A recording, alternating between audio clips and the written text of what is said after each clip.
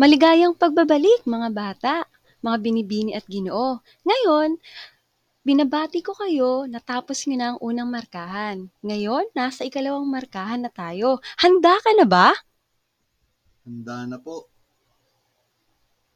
Bago tayo magsimula, tayo muna ay manalangin. Panginoon, maraming salamat po sa ibinigay ninyong panibagong pagkakataon upang kami ay matuto.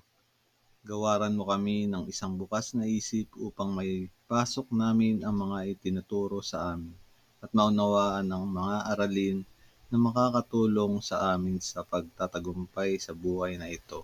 Amen. Magandang araw, binibini at ginoo. Para naman sa rules natin sa klase sa Pilipino 7. Pagka sinabi kong number 1, kayo ay tatahimik. At kung number 2 naman, ay aayusin ang upuan. At kung number 3 ang binanggit ko, pupulutin ang kalat. Uulitin natin ha. Pagka nabanggit ko ang number 1, tatahimik. At nung number 3, pupulutin ang kalat. At para naman sa pag-check ng attendance, sabihin lamang ang salitang present kung ikaw ay andito. Andito ba si Levi? Present. Kumusta ang iyong klase, Levi? Kumpleto po ang lahat, ma'am. Wow, nakakamangha naman ang inyong klase. Salita ngayong araw. Maari niyo bang basahin? Number 1, banas. Number 2, maalwan. Mayroon ka bang ideya sa mga salitang iyong binasa? Ang number 1, banas. Ang ibig sabihin ay mainit. Number 2, maalwan. Nangangahulugang maginhawa. Salamat sa iyong pagbabahagi. Tama, ang salitang banas at maalwan ay sinasalita rin siya sa probinsya ng Quezon. Meron po ba rito ang taga Quezon? Ako ay taga Quezon Province, so sinasalita ito. At meron pang isang lugar na sinasalita rin ito sa mga taga Binangonan. So, iisa lang naman ang ibig sabihin ng banas sa taga Quezon at taga Binangonan. At ganun din ang salitang maalwan. Ang tawag sa mga salitang yan ay lalawiganin. Sinasalita o ginagamit lamang siya sa particular na lugar. Balitang ako. Maaari ba kayong magbahagi ng balita na inyong napanood? Pagsuspende po kay Alice Go. Ayon po sa balita, nasuspende si Alice Go dahil napatunayang hindi siya isang Pilipino, kundi taga China. Salamat sa iyong pagbabahagi. Talaga namang updated ka sa issue sa lipunan. Ipagpatuloy mo lamang yan ang iyong panonood ng balita at ang iyong pagbabahagi. Para naman sa balik-aral natin, lahat po kayo ay may kopya ng worksheet. Ang lahat po ng inyong sasagutan sa araling ito ay inyo pong makikita sa worksheet. Lahat po kayo ay may kopya. Kung wala pong kopya ay maaari pong humingi sa akin. Panuto. Piliin ang titik ng tamang kasagutan sa bawat bilang. Number 1. Isang uri ng panitikan na nagkukwento tungkol sa mga pinagmulan ng mga bagay-bagay sa daigdig.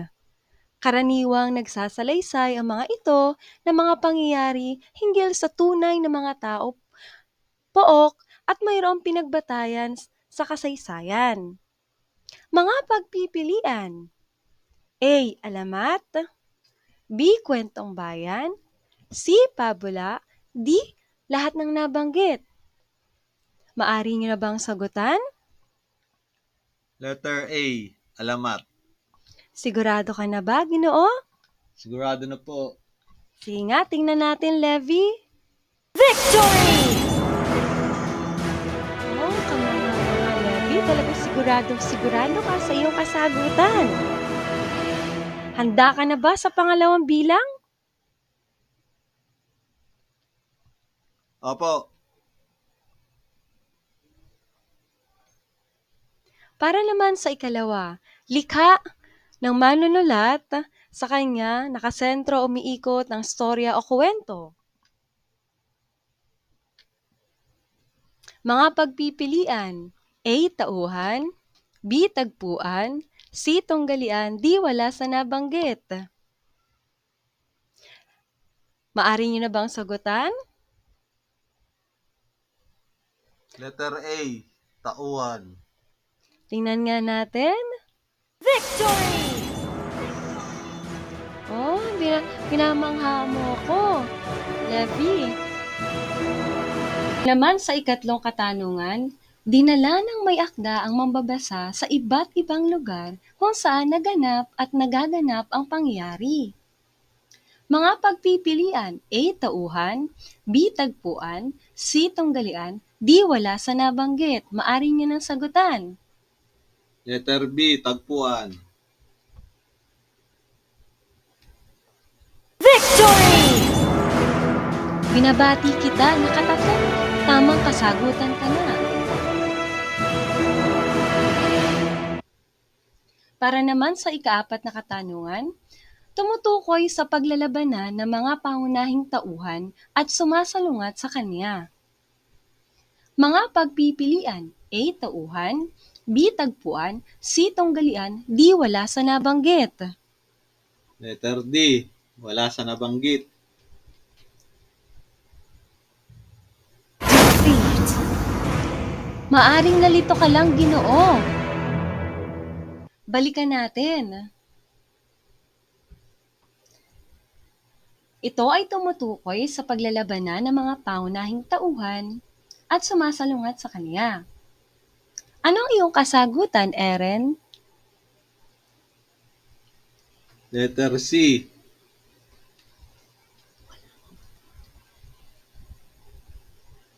Ang kasagutan mo ay tunggalian. Tingnan nga natin kung tama. Victory! Salamat sa pagbabahagi, Eren. At para sa huling katanungan, sa tunggalian na ito, ang kalaban ng pangunahing tauhan ay isa pang tauhan. Ito ang klasikong bida laban sa kontrabida na eksena. Mga pagpipilian: A. Tao laban sa tao, B. Tao laban sa sarili, C. Tao laban sa kalikasan, letter D. Tao laban sa lipunan. Sino maaaring sumagot? ako po. Si Levi ulit? Meron pa po bang iba? Ako po. O ikaw naman, Eren, ano ang iyong kasagutan? Letter D, tao laban sa lipunan. Tingnan nga natin. Defeat! Maaring nalito ka lang, Ginoong Erin ngayon.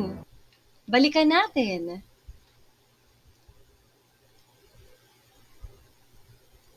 Sa tunggalian na ito, ang kalaban ng pangunahing tauhan ay tao laban sa isa pang tauhan. So, tao at tao. Ito ang klasikong bida laban sa kontrabida. Sino ang maaring sumagot? Ako po. Si Levi? Tingnan nga natin. Anong kasagutan mo, Levi? Letter A, tao laban sa tao. Tingnan nga natin. Victory! Binabati kita, Levi. Bumawi ka.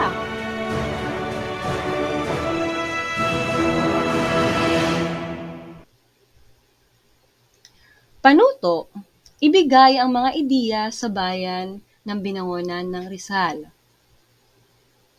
Maari kayong magbigay tungkol lamang sa lugar ng Binangonan ng Rizal. Ano ang iyong ideya? Wala po. Ano sa tingin mo mga malalapit na lugar sa Binangonan? Angono, Ano pa? Morong, Nakapunta ka na ba sa Binangonan? di ba po? Ano sa tingin mong ideya mo sa itsura ng binangonan? Probinsya. Salamat sa iyong pagbabahagi. At kung meron pa kayong ideya, maaari nyo itong isulat sa inyong worksheet.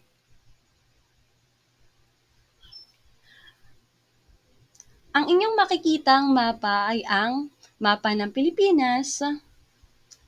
Ano ang kulay pula na salita dito sa mapa? Rizal. Nakapunta ka na ba sa lugar ng Rizal? Apa, Saang bahagi ng Rizal? taga-Taytay po ako. Salamat sa pagbabahagi mo. Ngayon naman, sa isa namang mapa ay makikita natin ang kulay pula na salita. Ano naman ito? Binangonan. Tama, Binangonan. Ito yung lugar na hindi mo pa napuntahan. Sino-sino ang nakapunta na sa Binangonan? Meron po ba?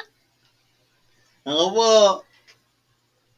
Marami rin palang mga nakapunta na at hindi pa nakapunta sa lugar ng Binangonan. Kinuha ang pangalan ng bayan ng Binangonan o Binangonan ng patay mula sa salitang bangon na nangangahulugang gising o tayo. Minsan, sinasabi ring ang pangalan ay nangangahulugang unang bayang itinatag sa tabi ng lawa na nakuha mula sa isang alamat tungkol sa pagkakatatag ng mga bayan malapit sa lawa ng Laguna. At ito rin namang lugar ng Binangonan ay malapit o karatig lugar ng Angono at Taytay. Tara na magbasa. Tara na at ating tuklasin. Panuto. Basahin ang mga sumusunod batay sa emosyon gaya na nagagalit, masaya, umiiyak, nalulungkot, kinakabahan at iba pang emosyon. Alamat. Definisyon ng alamat. Basahin ito ng masaya. Isang uri ng panitikan na ha ha ha nagkukwento tungkol sa mga ha ha ha pinagmula ng mga bagay-bagay sa daigdig ha ha ha karaniwang nagsasalaysay ang mga ito ng ha ha ha ha na mga pangyayari hingil sa ha ha ha tunay na mga tao at pook at ha ha ha mayroong pinagbatayan sa kasaysayan ha ha ha. Elemento. Basahin naman ito ng umiiyak. Tauhan, nilikha ng manulat na siyang kumikilos upang magkabuhay ang isang kwento. Tagpuan. Basahin naman ito na babatay sa nagugulat na emosyon. Tagpuan, lugar kung saan nangyari ang kwento. Emosyong nalulungkot. Tunggalian, tumutukoy ito sa paglalabanan ng pangunahing tauhan at sumasalungat sa kanya. 4 na uri ng tunggalian. Batay naman sa nagagalit. Tao laban sa tao. Ito ang pinakaunang halimbawa ng panlabas sa tunggalian. Sa tunggaliang ito, ang kalaban ng pangunahing tauhan ay isa pang tauhan. Ito ang klasikong bida laban sa kontrabida na eksena. At para naman sa ikalawang uri ng tunggalian, normal na tono ng pagbabasa. Tao laban sa kalikasan. Sa tunggalian naman na ito, ang pangunahing tauhan ay naapektuhan ng mga pwersa ng kalikasan. Halimbawa, ang biglang pagputok ng bulkan na maaaring maglagay sa pangunahing tauhan sa panganib. At isa pang halimbawa nito ay ang biglang paglindol ng malakas o pagbagyo na naglalagay sa mga tauhan sa panganib. Ang ikatlong uri ng tunggalian ay tao laban sa lipunan. Normal na basa na ito. Tao laban sa lipunan. Ang pangunahing tauhan sa tunggalian na ito ay nakikipagbanggaan sa lipunan. Halimbawa nito ang pagsuway sa mga alituntunin ng lipunan o di kaya ay ang pagtakwil sa kultura ng lipunan. At ang panghuling uri ng tunggalian ay tao laban sa sarili. Tao laban sa sarili. Ito ay isang uri ng tunggalian na panloob dahil nangyayari ito sa loob ng tauhan. Sa tunggalian na ito ay kalaban ng pangunahing tauhan ang kaniyang sarili. Nakikita o napapansin ito kapag ang pangunahing tauhan ay nahihirapan sa pagdedesisyon sa tama ba o mali. Nung nakaraan ay pinabasa ko na sa inyo at pina-assignment ko na ang alamat ng binangonan. Ngayon naman, para sa mga absent at para sa hindi nakapagbasa, bibigyan natin ng pagkakataon para panoorin ang alamat ng binangonan.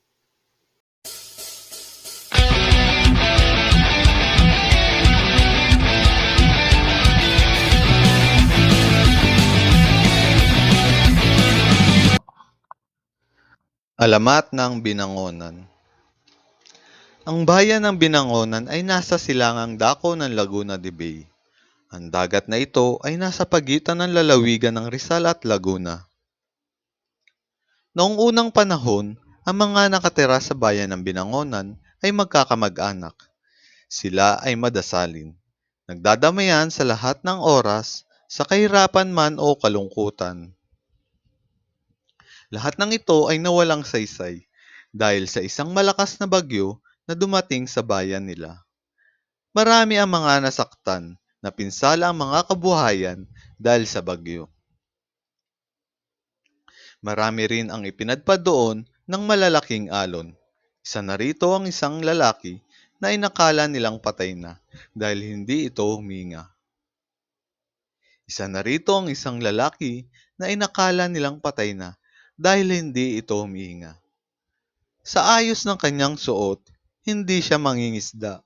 Tulungan natin siya, wika ng alkalde ng bayan. Pinulsuhan ng isang albularyo ang lalaki. Minasahe niya ito at diniinan sa dibdib para mailabas nito ang nainom na tubig hanggang sa huminga ito. At nang magkamalay, nagpumilit bumangon ang lalaki. Ang balita ay mabilis kumalat sa nayon at sa mga karatig na puok na may patay na bumangon. Magmula noon, ang baybay dagat ay tinawag nilang binangunan ng patay. Ayaw magsalita ng lalaki, kaya inakala ng mga tao doon, siya ay pipi.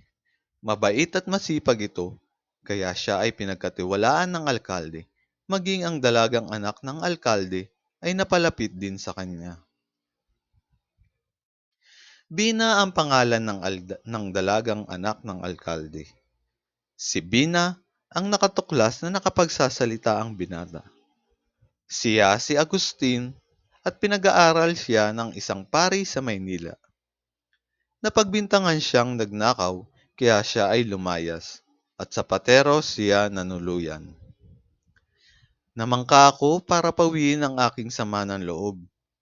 Noon lang ako namangka mag-isa.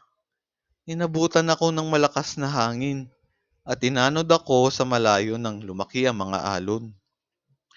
Lumubog ang aking sinasakyang bangka. Kumapit ako pero nawalan ako ng malay. Malungkot na kwento ng binata. Kawawa ka naman, sambit ng dalaga. At dooy naging magkaibigan ang dalawa. Isang gabi, nagpasya ang dalawa na magtanan. Sa kabilugan ng buwan, dahan-dahan silang nanaog at pumunta sa tabing dagat. Ngunit nakasulubong nila ang alkalde na nagpapahangin sa may dalampasigan. Nahulaan ng alkalde na magtatanan ang dalawa. Kaya sa galit ng alkalde ay naging marahas ito kay Agustin hanggang sa matampatay ito. Nabigla rin ang alkalde sa bilis ng pangyayari kaya tumakas ito at iniwan ang anak na umiiyak habang kalong ang binata. Sa sama ng loob ay nagdilim ang isip ni Bina. Siya ay nagpakamatay sa tabi ng kanyang minamahal na lalaki. Kinabukasan, natagpuan ng mga taga roon ang dalawang bangkay. Sa mismong lugar na binangunan noon ni Agustin, doon rin nila inilibing ang dalawa. At magmula noon, ang pook na iyon ay tinawag nilang binangonan. At dito nagtatapos ang alamat ng binangonan. Sanggunian. Salamat!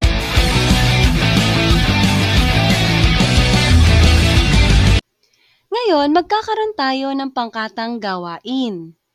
Paalala sa pag-uulat, tapusin sa loob ng 5 minuto ang pangkatang gawain, gawin ng tahimik ang gawain na naitalaga sa pangkat.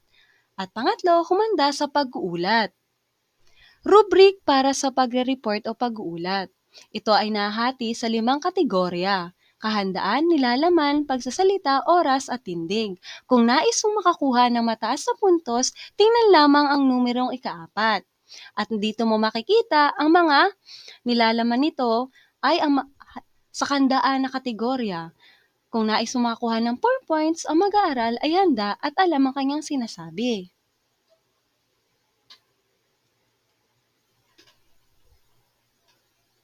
Pangkat 1. Paradise Island. Ibigay ang mga impormasyon ng mga sumusunod na elemento: tagpuan at tauhan, katangian at mga sinabi nila. Kahit gawa nyo lang batay sa inyong pagkakaintindi. Gamitin ang kasunod na figure stick gawin sa sagutang papel. Format para sa pangkat 1. Figure stick, tauhan at tagpuan. Ang dialogo o sinabi ng mga tauhan ay batay lamang sa inyong pagkakaintindi sa inyong binasang alamat.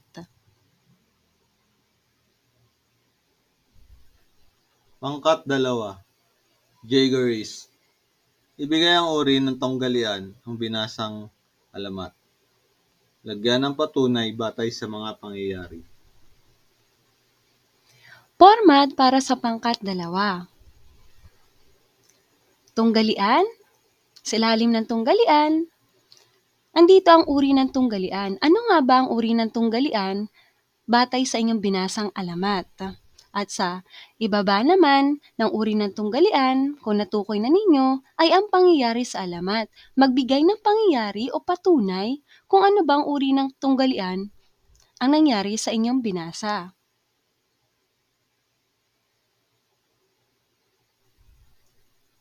Tanong, bilang kabataang Pilipino, may tungkulin ka na pahalagahan ang ating kultura. Ano ang magagawa mo upang manatiling buhay ang ating mga alamat? Ang tanong na ito at ang pangkatang gawain ay nasa worksheet. Maaring yung sagutan at kung may nakapagsagot na, maaring magbahagi. Kasunod, i-share mo, Hoopy. Bumuo ng hugot lines o pick-up lines sa tinalakay na alamat. Maaring ito ay sa elemento gaya ng tauhan, tagpuan, tunggalian at sa nilalaman. Dugtungan. Nalaman ko na, patlang. Mahalaga ang mga ito, patlang.